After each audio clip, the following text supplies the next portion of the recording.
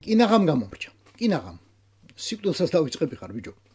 28 ნოემბერს შესრულდა 1 წელი, რაც კობახიძემ საჯაროდ გამოაცხადა უარი ევროინტეგრაციაზე. წინა საღამოს კი თლათ მისმა ხაზეინმა შედარებით პატარა ღონისძიებაზე დაუხეთქა გული ამდენ გულანთებულ მამულიშვილს. რაღაცის იმედი რომ ჰქონდათ. არც შენ და არც შენ პრეზიდენტად მიხეილ ხს ვნიშნავო. აი 1 წლის შემდეგაც იმავეს გეუბნები ბორის გრიგორიჩი. საღოლ. მაგრად შეუსრულე კობახიძესაც, ღარიბაშვილსაც, რომელიც მაშინ ჯერ კიდევ არ იყო კორუმპირებული და გამყიდველი, კალაძესაც, რომელიც არც დღეს არის კორუმპირებული, თუმცა ხვალ უკვე ვიცით.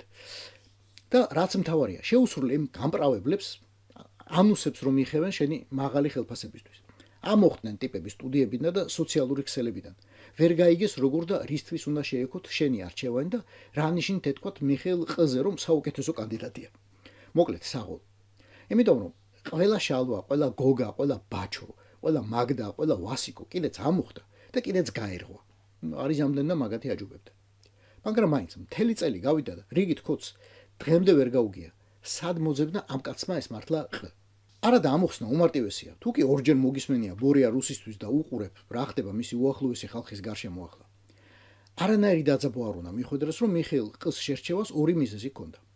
პირველი მიზეზი არის მისი IQ. ზუსტად ისი რომ არანაირ შეთქმულებას არ მოგიწყობს და შენს წინააღმდეგ არ შეეკვრება არავის, არც შიგნით და არც გარეთ.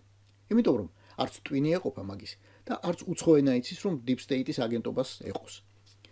მეორე და მგონი უმთავრესი მიზეზი კი არის გამდიდრებული და გადიდკაცებული ბოგანოს ცნობიერსა თუ ქვეცნობიერში ჩამჯდარი ბოღმა და შურისძიების სურვილი. აი თუ მინდა ყ-ს დაგასვა თავზე, თუ მინდა პინგვინს და ყველაფერს მდუმარედ აიტანტო. კი, ყ-ს ღირსებიც ვართ და უარესიც ვართ. თუ აი ამას ვიტანთ.